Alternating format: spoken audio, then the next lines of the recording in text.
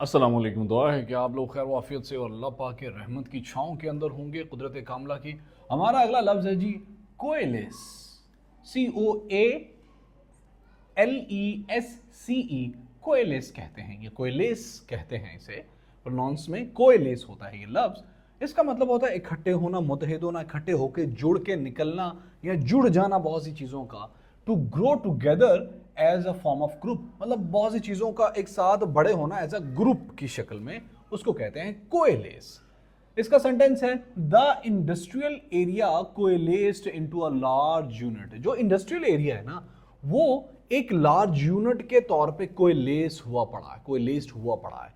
क्या बहुत से, मतलब आप और भी देख लें कि एक जो जंगल है ना, जंगल के अंदर कोई स्पेसिफिक एरिया के अंदर कुछ पौधे कोएलेस्ड हो जाते हैं, वो इस तरह से जो है ना एज ए यूनिट के तौर पे एक साथ बड़े हो रहे होते हैं। उस सिचुएशन को भी हम कोएलिस कह सकते हैं। या किसी भी ऐसे ग्रुप को जो कि एक एक एक इकट्ठा एक ग्रुप की शक्ल में बन रहा हो, कुछ भी ऐसी चीज़ों का ग्रो जो ग्रुप की शक्ल में बन रहा हो, उसको हम कोएलिस्ड कहेंगे। अगला हमारा लफ्ज है क्रास। CRASS, cross. क्रास कहते हैं इस तरह होना कि दूसरों की फीलिंग्स की कोई फिक्र ही ना हो, मतलब इमोशनलेस, दूसरों के इमोशंस की कोई कदर ही ना हो, उस सिचुएशन को कहते हैं क्रास होना। वो बंदा, वो चीज क्रास होती है। His comments were well informed, जो उसके कमेंट्स थे ना वो बहुत अच्छे, वेल इन्फॉर्म्ड थे, बहुत अच्छे तरीके से उसने प्रेजेंट किया, बट क्रास। लेकिन उनमें ना यार वो थोड़े ऐसे थे कि थोड़े चुभने वाले थे, उसमें दूसरों की फीलिंग्स का कोई एहसास नहीं था। वो थोड़े खुरदरे टाइप थे, कुछ ऐसे थे कि भाई जिससे मैं हर्ट हो गया या कोई दूसरा बंदा हर्ट हो गया। बट क्रास, उसके कमेंट्स बहुत अच्छे थे लेकिन उसमें थोड़े से सख्त टाइप थे। एम्बार्गो एक और लफ्ज है, EMBARGO, एम्बार्गो। एम्बार्गो कहते हैं सरकारी हुक्म से तिजारत की बंदिश लग जाने को कहते हैं embargo.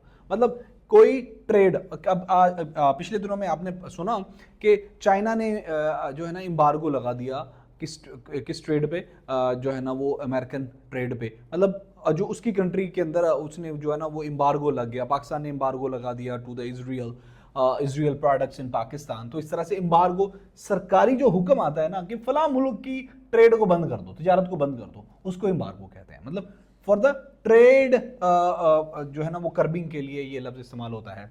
Pakistan and India has enforced trade embargo with each other. Pakistan और इंडिया ने ट्रेड एम्बार्गो लगाया हुआ है एक दूसरे के, इसीलिए ये एक दूसरे का बहुत ही कोई नुकसान कर रहे हैं, ठीक है।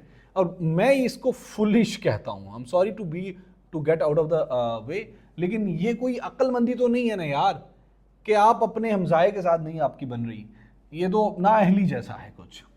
अगला हमारा लफ्ज है इनसुपरेबल।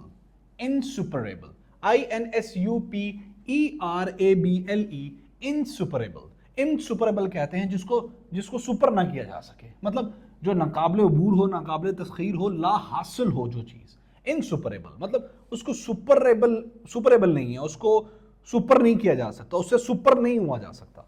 तो इन यहाँ पे नेगेटिव कनोटेशन दे रहा है, तो इसने इनने इनका सरफेस लग के तो इसकी जो है वो नेगेटिव हो गई। सुपरेबल किसी चीज से सुपर हो जाना, इनसुपरेबल वो हो ही नहीं सकता, उसको अबूर नहीं किया जा सकता, उसको टेक ओवर नहीं किया जा सकता, उसको ओवरकम नहीं किया जा सकता, उसको हराया नहीं जा सकता। कुछ लोग इनसुपरेबल होते हैं, कुछ पहाड़ियां इनसुपरेबल होती हैं, बहुत कम लोग उनको सुपर कर पाते हैं। कुछ आइडियाज इनसुपरेबल होते हैं, कुछ कंपनीज इनसुपरेबल होती हैं, ठीक है ना। तो अभी जरा हम इसका सेंटेंस देख लें। अ फेयरलेस मैन इज इनसुपरेबल, एक ऐसा बंदा जिसके अंदर डर ही खत्म हो गया, अब वो इनसुपरेबल हो गया। भाई आप उसको हरा नहीं सकते, आप उसको मार सकते हो, हरा नहीं सकते। वो कहते हैं ना man can be destroyed but can not be defeated, वो ये फेयरलेस मैन है, वो इनसुपरेबल है, वो नाकाबिले तस्खीर है, नाकाबिले फतह है। अगला हमारा लफ्ज है प्रोफ्लीगेट। PROFLIGATE, प्रोफ्लीगेट। प्रोफ्लीगेट कहते हैं फजूल खर्ची को, किसी भी बहुत ऐसे बस पैसे को पानी की तरह बहा देना, जाया कर देना, वेस्ट कर देना, प्रोफ्लीगेशन कहलाता है, वो नाउन फॉर्म है, ये प्रोफ्लीगेट है। The previous government was guilty of profligate spending, बहुत ज्यादा स्पेंडिंग करने में, बहुत बेकार फजूल खर्ची की स्पेंडिंग करने में, of tax payers money, profligate spending, बहुत ही ज्यादा ऐसा पैसा बहा देना जिसकी जरूरत भी ना हो, मतलब जरूरत से ज्यादा पैसों को जाया कर देना, उसको कहते हैं प्रॉफिलिगेट स्पेंडिंग। अगला हमारा लफ्ज है रिप्लेनिश, REPLENISH, रिप्लेनिश। रिप्लेनिश कहते हैं भर देने को, लबरेज कर देने को। रिप्लेनिश कहते हैं कुछ चीज को फुल कर देना, रिप्लेनिश। यार उसका दिमाग रिप्लेनिश है विद द वंडरफुल आइडियाज। वो जो बंदा है ना, वो उसका अकाउंट रिप्लेनिश हुआ पड़ा है विद द मनी, ठीक है। तो यहां पे देखें, I am trying to replenish my bank account, मैं कोशिश कर रहा हूं, I am not trying, actually I am not trying to replenish my bank account, rather I am trying to replenish my आखरत का अकाउंट, कि भाई मैं लोगों को ज्यादा से ज्यादा खिदमत कर सकूं, ताकि कुछ मुझे दुआ, कुछ मेरे वालिदैन को दुआ जो कि जा चुके हैं। चाहे दोस्तों, I am so sorry to use to be distracted, please. मेरे वालिद मरहूम मलिक मोहम्मद अकरम साहब इस दुनिया से जा चुके हैं। मेरी ज़िंदगी का हासिल मकसद ये है कि मैं उनके लिए ज़्यादा से ज़्यादा दुआएं कर सकूँ। When you are listening it, please pray for his forgiveness to Almighty Allah उन्हें अपनी अल्लाह तमाम मेरे दोस्त जो इस टाइम सुन रहे हैं, उनके वालिदैन जो इस दुनिया में हैं, उनकी लंबी हयाती करे, और जो जा चुके हैं, मेरा पाक परवरदिगार अपनी शान, रहमत, फजल का वास्ता, मेरा पाक परवरदिगार उन पे रहमत फरमाए, मगफरत फरमाए, और बिलखुसूस मेरे वालिद मोहतरम, क्योंकि मैं थोड़ा सा सेल्फिश यहाँ पे हो जाता हूँ, उनकी मगफरत फरमाए। हमारा अगला लफ्ज़ है जी रोम्प, ROMP, रोम्प। रोम्प के ना दो मानी होते हैं, एक तो उछलना कूदना, शोर गल करना, बहुत अन्य वाक, मतलब ऐसा उछलना कूदना जिसमें बहुत ज्यादा शोर हो, बहुत ज्यादा।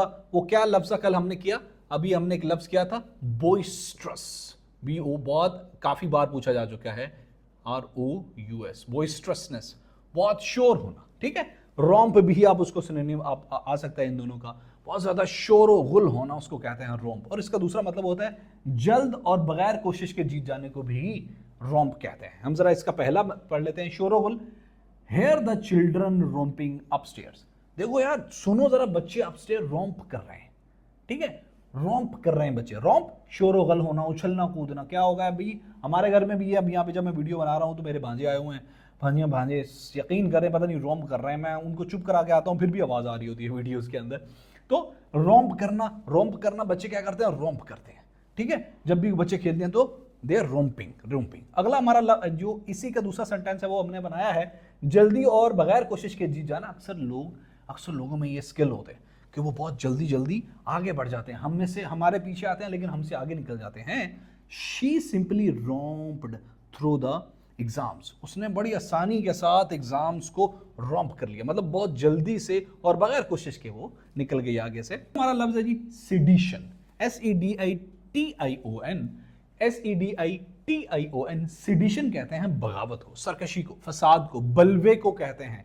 मतलब आपको पता है ना सेडिशन कौन करता है। सेडिशन पाकिस्तान में अक्सर लोगों पे ना बगावत का जो है ना वो लग जाती है दफा, मतलब ये तो ऐसे दफा दूर वाली दफा लगाते हैं, एक्चुअल में सेडिशन पिछले दिनों में वो कौन है जो अल्ताफ भाई हमारे कराची वाले, उन पे सेडिशन का एक लगा हुआ था, तो भाई उन्होंने सेडिशन किया है। तो इसी तरह से सेडिशन कहते हैं बगावत करना, मुल्क के अंदर फसाद बर्पा करना, जो है ना बलवा करना, लोगों को तोड़ फोड़ करना, उसको बगावत की सिचुएशन कहते हैं। The opposition leader was charged with sedition, ऐसा ही होता है पाकिस्तान में, जो ऑपोजिशन लीडर होता है उसी पे सेडिशन लगती है, जो मेन हाउस का लीडर होता है उस पर कुछ नहीं होता, बेशक वो कुछ भी करे। जब when you are in power तो तुम्हारा, पाकिस्तान में झूठ भी सच है, when you are not in power तो तुम्हारा सच भी झूठ है। This is the natural truth in Pakistan, ठीक है, याद रखना इसे।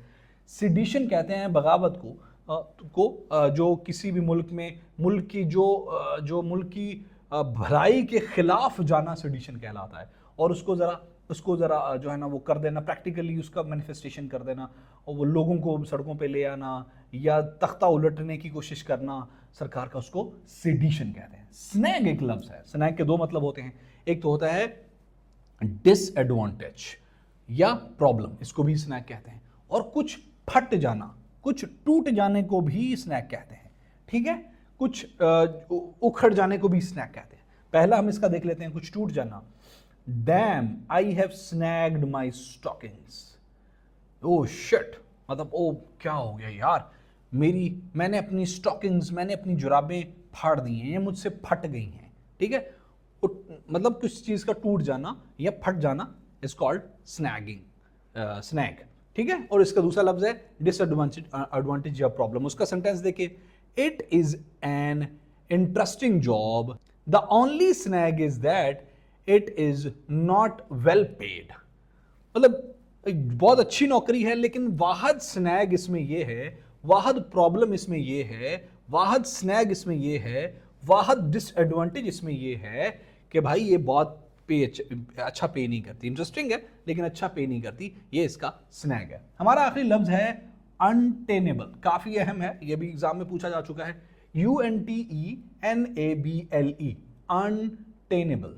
अनटेनेबल कहते हैं जिसका दफा ना किया जा सके, जो दलील से साबित ना हो सके, उसको कहते हैं untenable. Impossible to defend against the criticism, मतलब अब क्या है, खलीलुर रहमान पे जो क्रिटिसिज्म हो रहा है ना, वो अनटेनेबल है, बिकॉज जो भी उनके साथ हुआ that is based on the fact, ठीक है। तो अनटेनेबल ऐसी सिचुएशन होती है जिसको आप डिफेंड नहीं कर सकते हो। समटाइम वो फैक्ट होती है, समटाइम वो नहीं होती, बट वो अनटेनेबल बन जाती है due to the situation created by the situation created by the atmosphere.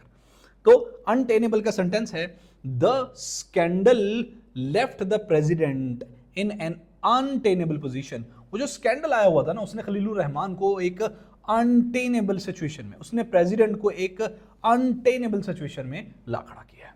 अच्छा दोस्तों, फ्रैक्शियस कहते हैं झगड़ालू को, चिड़चिड़े को, तंग मिजाज को। दोस्तों फ्रैक्शियस आम रूटीन में तो नहीं कहते झगड़ालू को, आमतौर पे जो बंदा बीमारी या किसी जिस्मानी या सेहत से मुताल्लिक किसी मसले में हो ना, तो काफ़ी देर वो उसमें रहे तो वो क्या हो जाता है, वो चिड़चिड़ा सा हो जाता है, तंग मिजाज हो जाता है, झगड़ालू हो जाता है। इसीलिए मैं कहा करता हूँ, दोस्तों से कहा करता हूँ कि भाई जो बूढ़े हो जाएं या जो बीमार हो जाए ना, उनको प्लीज़ अपनी साइकोलॉजी के मुताबिक ट्रीट मत किया करो, उनको उनके हालात के मुताबिक ट्रीट किया करो। अगर वो कभी आउट ऑफ द बॉक्स कभी इस तरह बात कर दिया करें तो please try to understand their feelings, ठीक है। इट्स वेरी इंपॉर्टेंट कि आप अगले बंदे के मुताबिक समझें, ना कि अपने मुताबिक समझने की कोशिश करें। So the people who used to be ill ना, हमने देखा अपने घरों के अंदर दोस्तों में जो लोग थोड़े बीमार होते हैं वो थोड़े चिड़चिड़ा टाइप हो जाते हैं, एटलीस्ट डेली रूटीन से तो हो ही जाते हैं।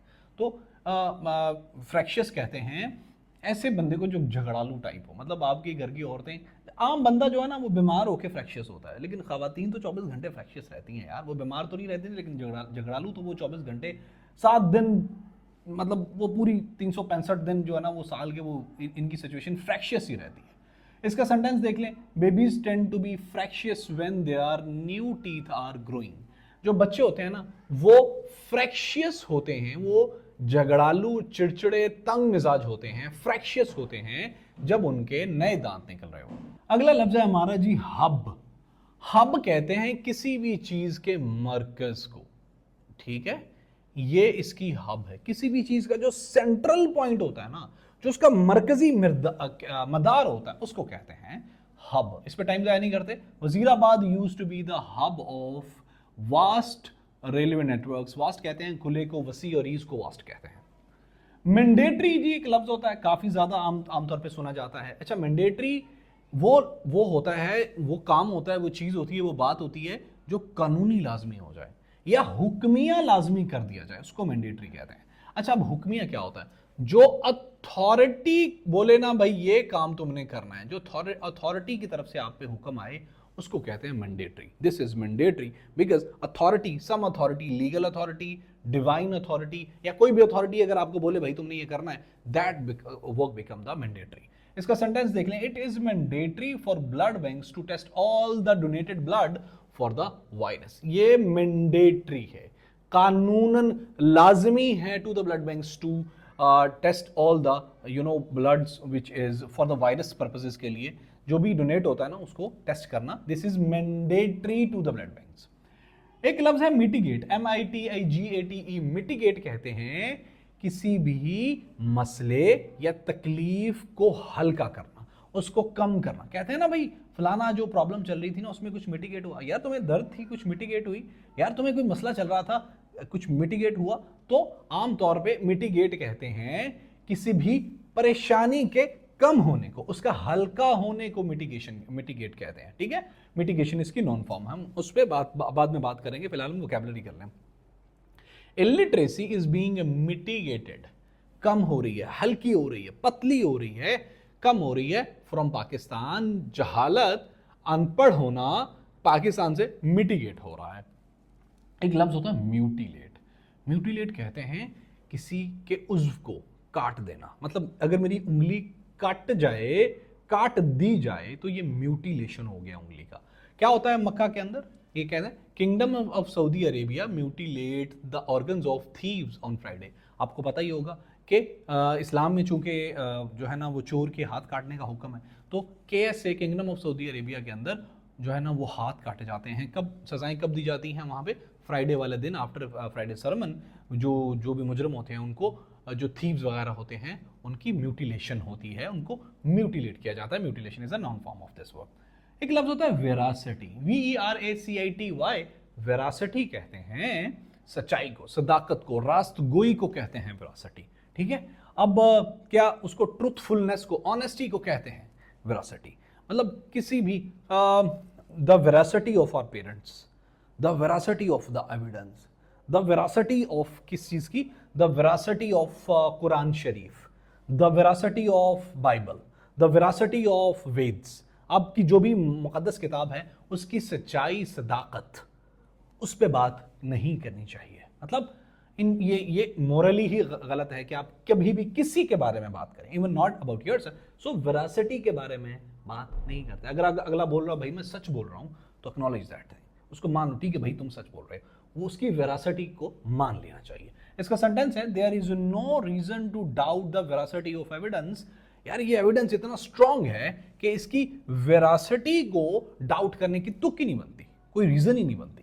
एक लफ्ज है आजकल हमारे केक बच्चे बहुत इस्तेमाल करते हैं, उसका नाम लफ्ज है वाइब। यार मुझे बड़ी शानदार वाइब आ रही है। वाइब का मतलब होता है फिजा या माहौल, यानी जनरल जो फीलिंग, हमारी जनरल जो फीलिंग होती है ना आमतौर पे, उनको कहते हैं वाइब। तो इसका सेंटेंस है I did not get any good vibe from the club. मुझे कोई इतनी ज्यादा अच्छी फीलिंग्स नहीं आई, वाइब्स नहीं आई, फिजा माहौल नहीं आया क्लब के माहौल से। द वाइब, एक लफ्ज है वाइब्रेंट। वाइब्रेंट कहते हैं जो लाइवली और एक्साइटिंग हो, उसको कहते हैं वाइब्रेंट। पुरजोश, जो थरथराने वाला हो, थरथराहट पैदा करने वाला हो, उसको कहते हैं। हमारे फोन पे क्या होती है, वाइब्रेशन, रिंग के साथ कुछ लोग वाइब्रेशन, तो वो जो थरथराहट होती है ना, उसी से निकला है वाइब्रेंट। जो जरा पुरजोश हो, जो जरा मतलब कुछ थोड़ा लाइवली हो, कुछ थोड़ा जवानी से मुताल्लिक हो, कुछ जिंदगी से मुताल्लिक हो, उसको कहते हैं vibrant. His vibrant talk fascinated and excited me. उसकी जो लाइवली एक्साइटिंग टॉक्स थी ना, उससे भाई मैं तो हो गई क्या, यस, उससे मैं मतलब मैं होगी फरीफ्ता होगी। कलम ने एक लफ्ज किया था जिसका लफ्जी माना था फरीफ्ता, तो भाई हमारे नजीब इतने किधर, ठीक है। अगला हमारा लफ्ज है जी वोराशियस, VORACIOUS। वोराशियस, अगर आप में से कोई लड़की सुन रही है तो वही है, मतलब खाऊ जो होता है ना, उसको पेटू जो होता है ना, उसी को कहते हैं वोराशियस। मतलब भाई बहुत खाने वाले जो मखलूक़ात होती हैं हमारे घरों में आमतौर पे पाई जाती हैं, मखलूक़ात मतलब जो खा खा के खुद शक्तिमान टाइप, मतलब वो पहाड़ टाइप बन चुकी होती हैं, वो होती हैं वोराशियस। वोराशियस मतलब खाऊ पेटू, इसका ये है एक मतलब। दूसरा इसका है कीन टू लर्न और टू डू समथिंग। कुछ लोग बड़े वोराशियस होते हैं सीखने के लिए, कुछ लोग बड़े वोराशियस होते हैं नए नए एडवेंचर्स करने के लिए, कुछ लोग बड़े वोराशियस होते हैं, खैर मामे से पढ़ने वाला तो कोई भी नहीं होगा, वोराशियस होते हैं भाई क्या करने के लिए, घूमने, मरी जाने के लिए, कश्मीर जाने के लिए, नथिया गली जाने के लिए। कुछ लोग बड़े एक्साइटेड होते हैं भाई उधर जाना है हमने, ठीक है, और वहाँ पे जाके हमने क्या करना है, खाऊ, हम लोगों ने खाना पीना ही रजना ही है। सो वोराशियस का मतलब होता है आमतौर पे, इसका लिटरल मीनिंग तो होता है खाऊ होना, पेटू होना, लेकिन बहुत ज्यादा ईगर होना सीखने के लिए या कुछ करने के लिए, वो भी वोरेसिटी कहलाता है, ठीक है। She has a voracious appetite for reading. वो जो बंदी है ना, उसकी बहुत वोरेशियस, बहुत बहुत बड़ी, बहुत गहरी, बहुत कीन, बहुत डीप एपिटाइट है, भूख है। एपिटाइट भूख को कहते हैं फॉर रीडिंग, पढ़ने के लिए। अगला हमारा लफ्ज है जी वोरेसिटी, ये नाउन फॉर्म है वोरेशियस की, और इसको कहते हैं, वो उसका मतलब था पेटू, इसका हो गया पेटूपन, बिकॉज इट्स नाउन फॉर्म ना।